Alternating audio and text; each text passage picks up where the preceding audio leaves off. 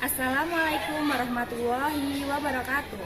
Perkenalkan, saya Olivia Puspitaningrum NIM 198032410027 dari Program Studi Pendidikan Akuntansi Fakultas Ekonomi Universitas Negeri Yogyakarta dengan dosen pembimbing lapangan Ibu Ani Hidayati, SPD MPD IDD.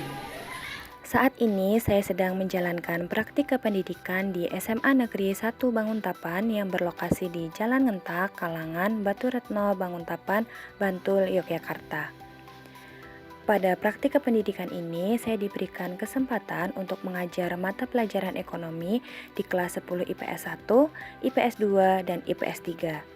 Video ini berisi tentang pelaksanaan pembelajaran dengan materi Sistem Ekonomi Indonesia yang digunakan untuk memenuhi tugas mata kuliah praktik kependidikan. Selamat pagi semuanya. Gimana kabarnya hari ini? Sehat semua? Alhamdulillah kalau sehat semua. Tadi kan sudah tadarus dan sudah berdoa kan?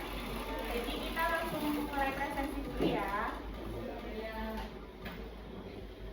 Amadea, Ananda, Anda, Aryani, Bilkis, Bima, Christian, Dini, Diva, Titin, Fanya, Wahyu, Yosiki, Zakia. Hadir semua ya. Oke, sebelum kita masuk ke materi, kita ingat-ingat dulu. Sebelumnya kita udah belajar tentang masalah ekonomi dalam sistem ekonomi. Boleh dibuka dulu buku ekonominya, disiapin, dikeluarin semuanya.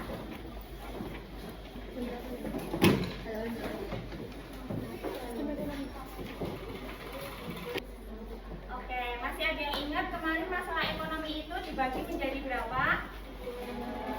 Dua ada apa aja?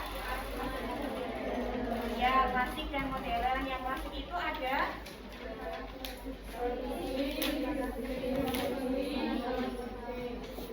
produksi, distribusi, dan konsumsi. Yang masalah klasik. Kemudian yang masalah ekonomi modern ada 3 juga. Apa aja?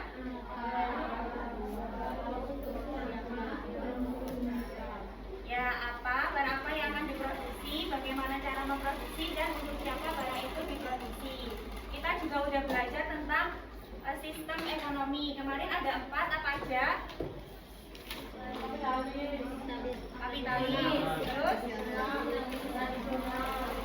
sosialis, tradisional, dan contemporer. Ya, benar ada 4. Sebelum kita lanjut ke submateri yang berikutnya, yang mau ditanyain dulu tentang materi yang kemarin.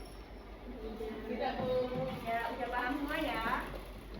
Nah, untuk materi yang selanjutnya kita akan belajar tentang sistem ekonomi Indonesia. Untuk tujuan pembelajarannya sendiri, setelah mengikuti pembelajaran, peserta didik mampu menjelaskan pengertian sistem ekonomi Indonesia. Peserta didik mampu mengidentifikasi karakteristik perekonomian Indonesia. Peserta didik mampu menyebutkan ciri positif dan ciri negatif sistem ekonomi Indonesia. Peserta didik mampu mengidentifikasi nilai-nilai perekonomian Indonesia dan menganalisis dampak sistem ekonomi Indonesia terhadap perekonomian Indonesia. Nah, untuk pembelajaran hari ini nanti kita akan ada diskusi dengan teman sebangku. Jadi sebelumnya Ibu akan menjelaskan sedikit materi tentang sistem perekonomian Indonesia. Kemudian ada berita. Nanti didiskusikan dengan teman sebangku dan akan ada presentasi.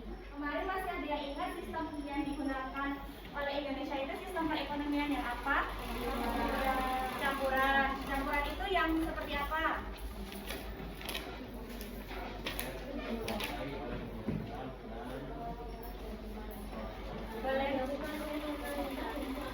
Boleh suaranya Pak dikasih? Kerjasama antar negara, pemerintah, dan pihak swasta. Sistem ekonomi campuran itu melibatkan pemerintah, swasta, dan juga masyarakat ya. Ya, jadi sistem perekonomian Indonesia itu menggunakan sistem ekonomi campuran. Nah, tapi sistem ekonomi campuran di setiap negara itu berbeda-beda. Nah, yang membedakan Indonesia dengan negara lainnya itu sistem ekonomi campurannya, dia landasannya. Nah, landasan sistem ekonomi Indonesia ini didasarkan atas Undang-Undang Dasar 1945 Pasal 33 dan juga Pancasila. Nah, yang membedakan sistem ekonomi Indonesia dengan negara lain itu di landasannya. Jadi landasannya tadi pakai apa?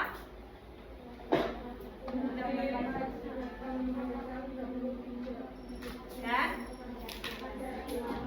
kemudian dasar perekonomian Indonesia itu diatur dalam Undang-Undang Dasar 1945 Pasal 33 ayat 1 sampai 3. Untuk ayat 1 sendiri itu bunyinya perekonomian disusun sebagai usaha bersama berdasarkan atas asas kekeluargaan. Jadi kegiatan ekonomi yang berlangsung di negara Indonesia itu dilaksanakan dengan bersama-sama bergotong royong dengan asas kekeluargaan.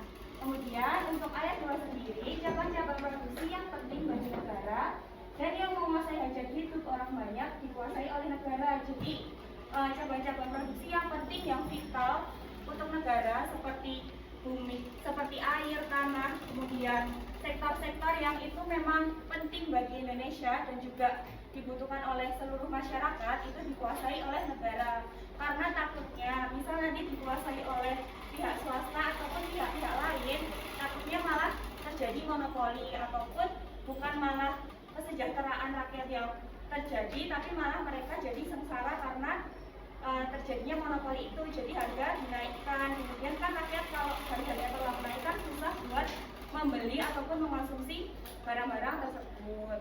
Dan juga ayat 3, bumi, air, dan kekayaan alam yang terkandung di dalamnya dikuasai oleh negara dan digunakan untuk sebesar-besarnya kemakmuran rakyat. Jadi di sini emang tujuannya itu untuk kemakmuran rakyat, bukan untuk keinginan ataupun kesejahteraan dari tokoh-tokoh negara itu sendiri. Jadi memang untuk kesejahteraan rakyat.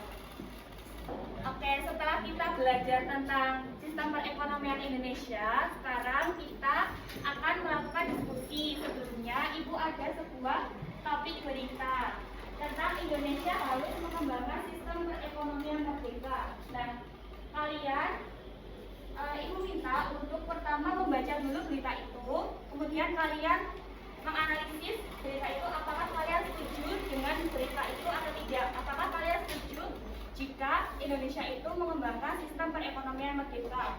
Nah, kalau kalian nanti sudah punya pendapat, kalian diskusikan dengan teman sebangku kalian. Kalian diskusikan dengan teman sebangku kalian, apakah kalian setuju atau nggak setuju, terus bagaimana pendapat kalian. Nah, nanti setelah kalian diskusi, kalian ada 1 atau 2 atau perwakilan buat presentasi. Ada yang mau ditanyain?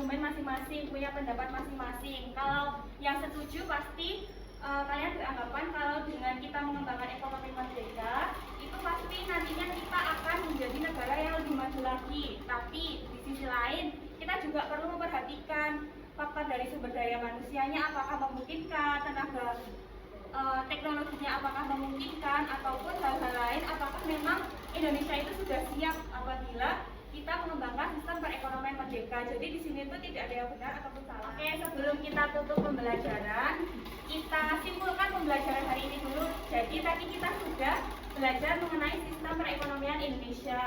Yang membedakan sistem perekonomian Indonesia dengan negara lain itu apanya?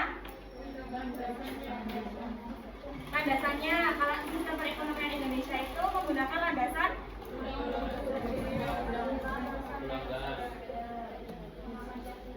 Undang-Undang Dasar 45, Pasal 33 dan juga Pancasila. Pembelajaran buat hari ini sampai sini aja. Ibu tutup.